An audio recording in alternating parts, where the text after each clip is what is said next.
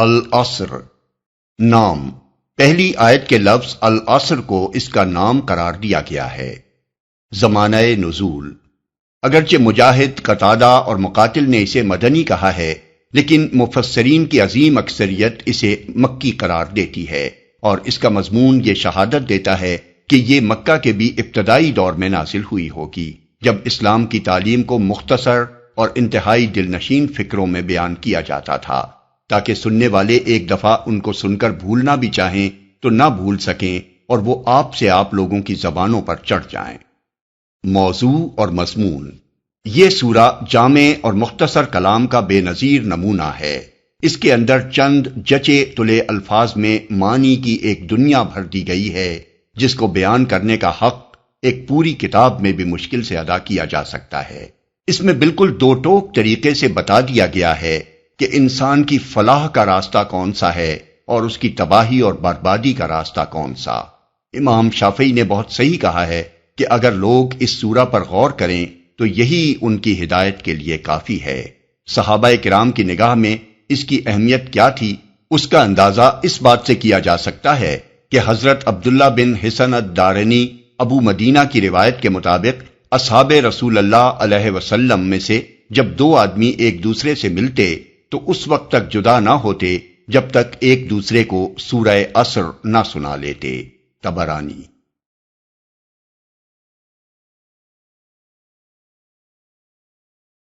اعوذ باللہ من الشیطان الرجیم، بسم اللہ الرحمن الرحیم۔ والعصر ان الانسان لفی خسر الا الذین آمنوا وعملوا الصالحات وتواصوا بالحق وتواصوا بالصبر۔ زمانے کی قسم، انسان در حقیقت بڑے خسارے میں ہے،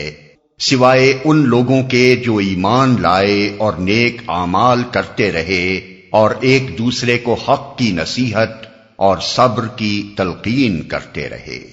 اس صورت میں زمانے کی قسم اس بات پر کھائی گئی ہے کہ انسان بڑے خسارے میں ہے، اور اس خسارے سے صرف وہی لوگ بچے ہوئے ہیں جن کے اندر 4 صفتیں پائی جاتی ہیں۔ نمبر 1 ایمان، نمبر 2 عمل صالح، نمبر 3 ایک دوسرے کو حق کی نصیحت کرنا، نمبر 4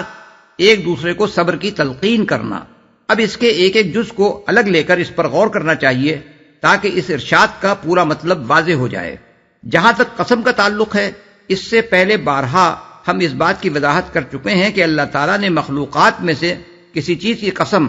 اس کی عظمت یا اس کے کمالات و عجائب کی بنا پر نہیں کھائی ہے، بلکہ اس بنا پر کھائی ہے کہ وہ اس بات پر دلالت کرتی ہے جسے ثابت کرنا مقصود ہے۔ پس زمانے کی قسم کا مطلب یہ ہے کہ زمانہ اس حقیقت پر گواہ ہے کہ انسان بڑے خسارے میں ہے،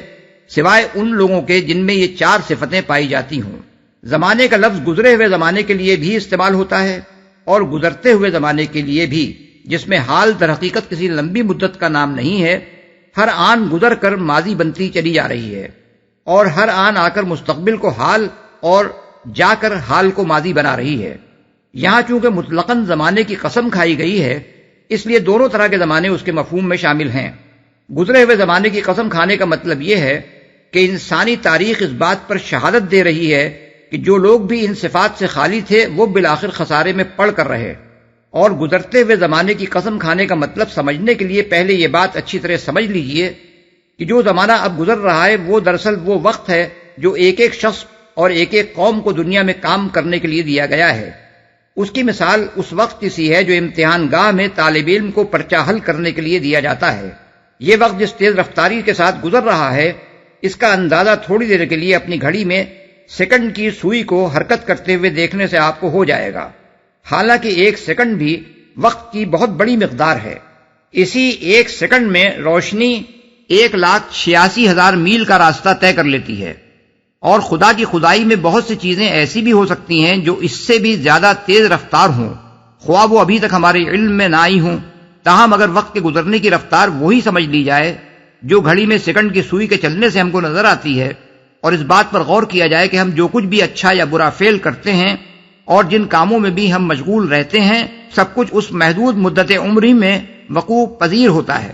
جو دنیا میں ہم کو کام کرنے کے لیے دی گئی ہے،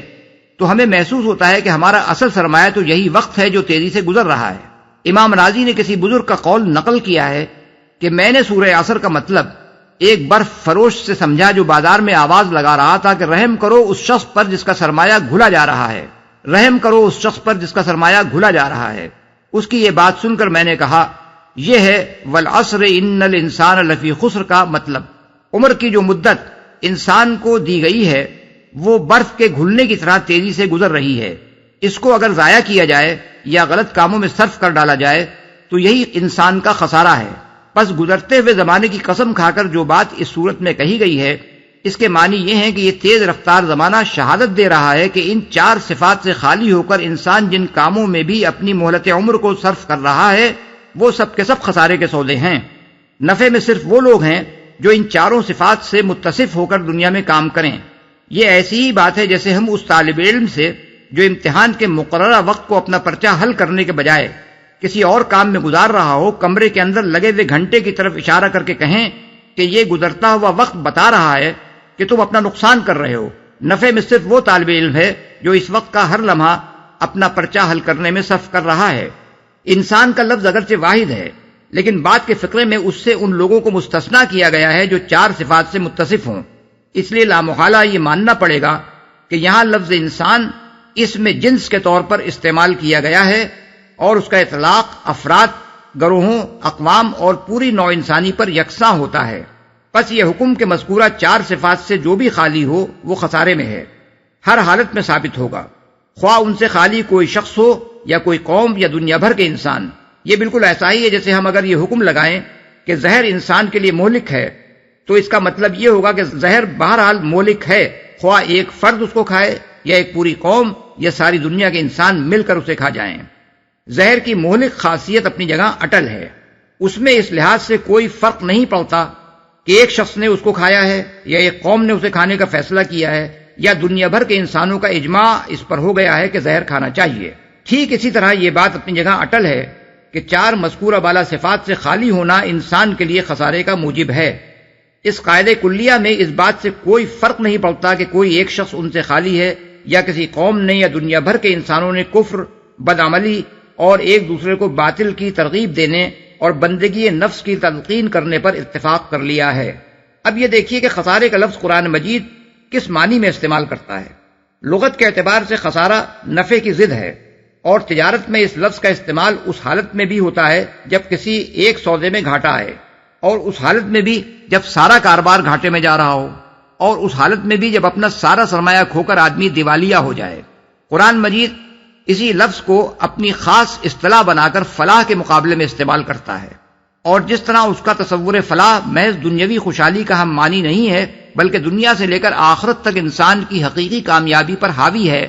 اسی طرح اس کا تصور خسران بھی محض دنیاوی ناکامی یا خستحالی کا ہم معنی نہیں ہے بلکہ دنیا سے لے کر آخرت تک انسان کی حقیقی ناکامی و نامرادی پر حاوی ہے۔ فلاح اور خسران دونوں کے قرآنی تصور کی تشریح اس سے پہلے ہم متعدد مقامات پر کر چکے ہیں، اس لیے ان کے اعادے کی حاجت نہیں ہے۔ اس کے ساتھ یہ بات بھی اچھی طرح سمجھ لینی چاہیے کہ اگرچہ قرآن کے نزدیک حقیقی فلاح آخرت میں انسان کی کامیابی اور حقیقی خسارہ وہاں اس کی ناکامی ہے، لیکن اس دنیا میں بھی جس چیز کا نام لوگوں نے فلاح رکھ چھوڑا ہے وہ دراصل فلاح نہیں ہے بلکہ اس کا انجام خود اسی دنیا میں خسارہ ہے، اور جس چیز کو لوگ خسارہ سمجھتے ہیں وہ دراصل خسارہ نہیں ہے بلکہ اس دنیا میں بھی وہی فلاح کا ذریعہ ہے۔ اس حقیقت کو قرآن مجید میں کئی مقامات پر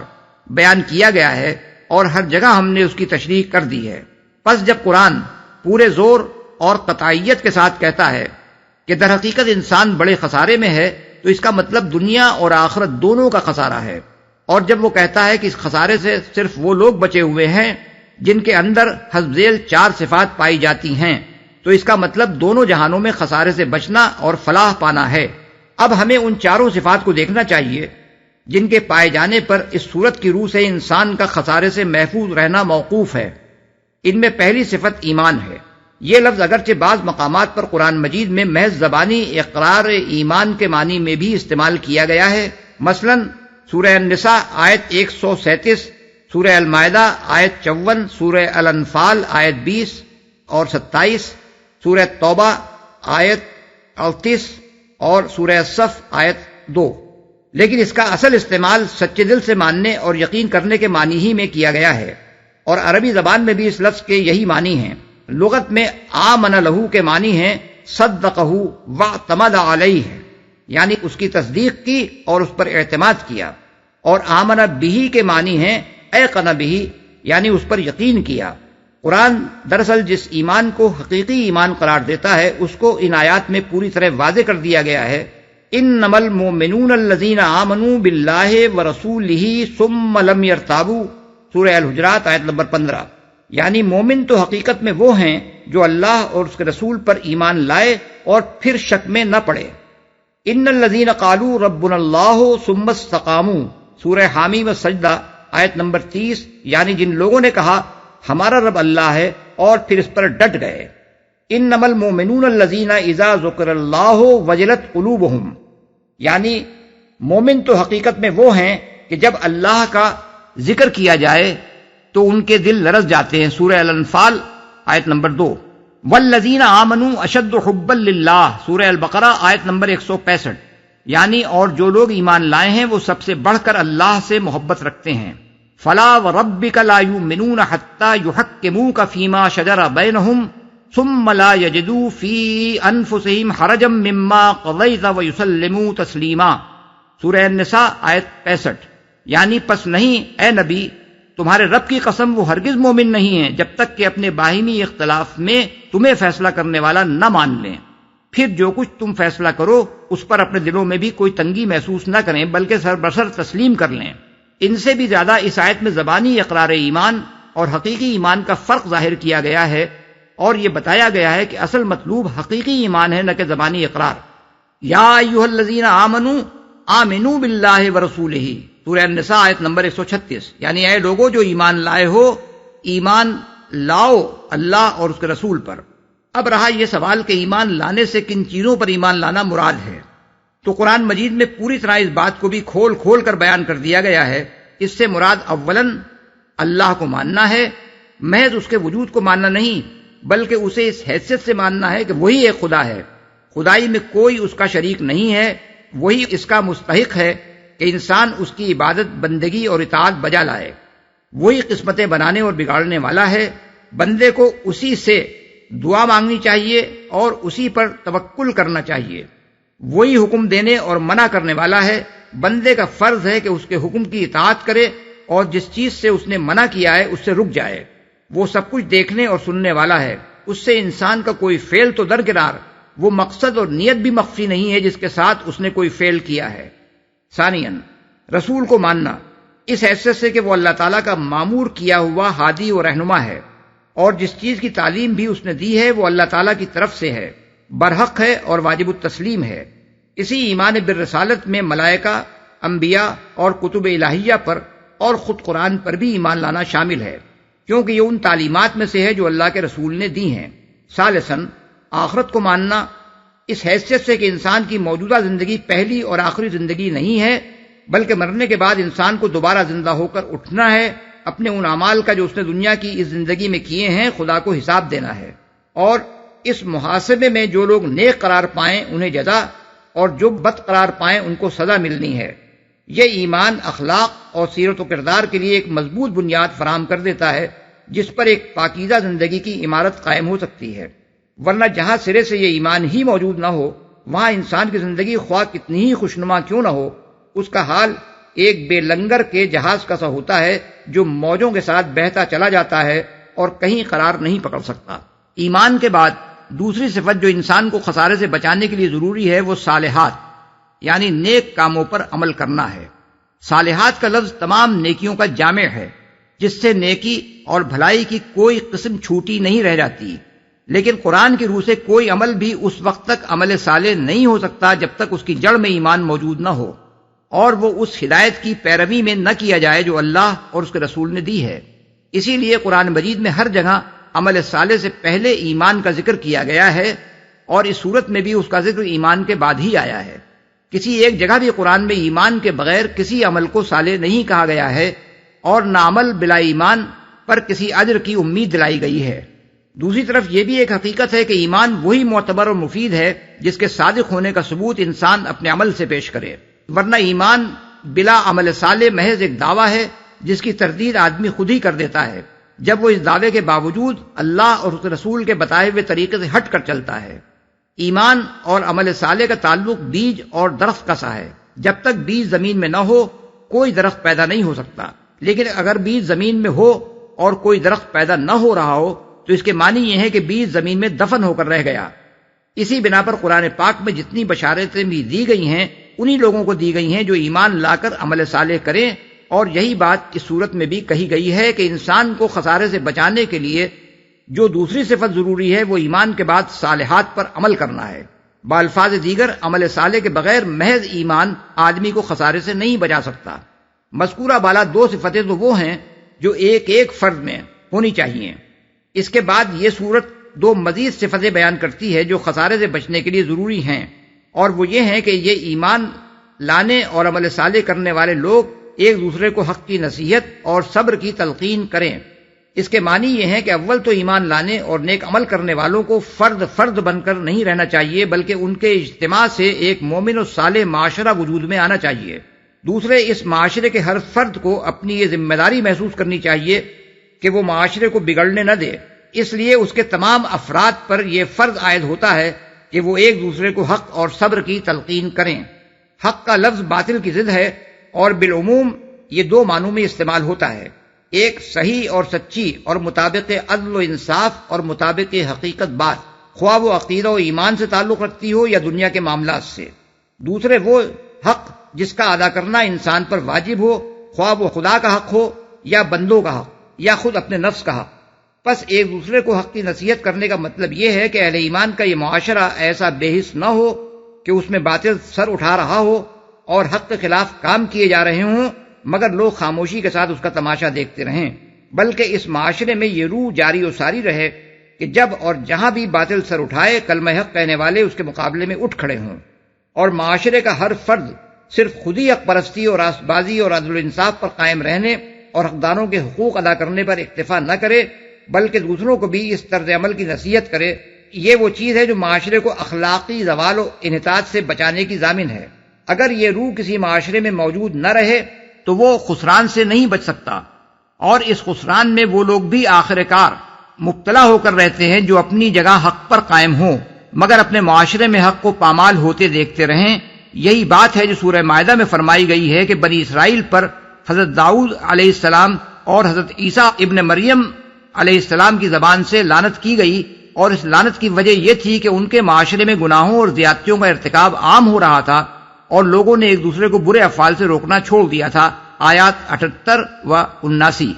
پھر اسی بات کو سورہ اعراف میں اس طرح بیان فرمایا گیا ہے کہ بنی اسرائیل نے جب کھلم کھلا سبز کے احکام کی خلاف ورزی کر کے مچھلیاں پکڑنی شروع کر دیں تو ان پر عذاب نازل کر دیا گیا، اور اس عذاب سے صرف وہی لوگ بچائے گئے جو اس گناہ سے روکنے کی کوشش کرتے تھے۔ آیات 163 تا 166۔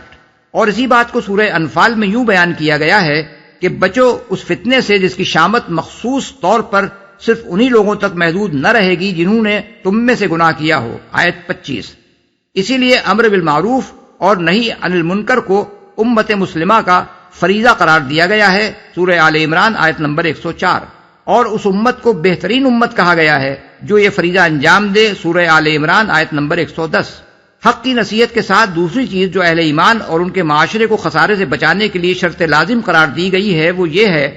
کہ اس معاشرے کے افراد ایک دوسرے کو صبر کی تلقین کرتے رہیں، یعنی حق کی پیروی اور اس کی حمایت میں جو مشکلات پیش آتی ہیں اور اس راہ میں جن تکالیف سے، جن مشقتوں سے، جن مصائب سے اور جن نقصانات اور محرومیوں سے انسان کو سابقہ پیش آتا ہے ان کے مقابلے میں وہ ایک دوسرے کو ثابت قدم رہنے کی تلقین کرتے رہیں۔ ان کا ہر فرد دوسرے کی ہمت بڑھاتا رہے کہ وہ ان حالات کو صبر کے ساتھ برداشت کرے۔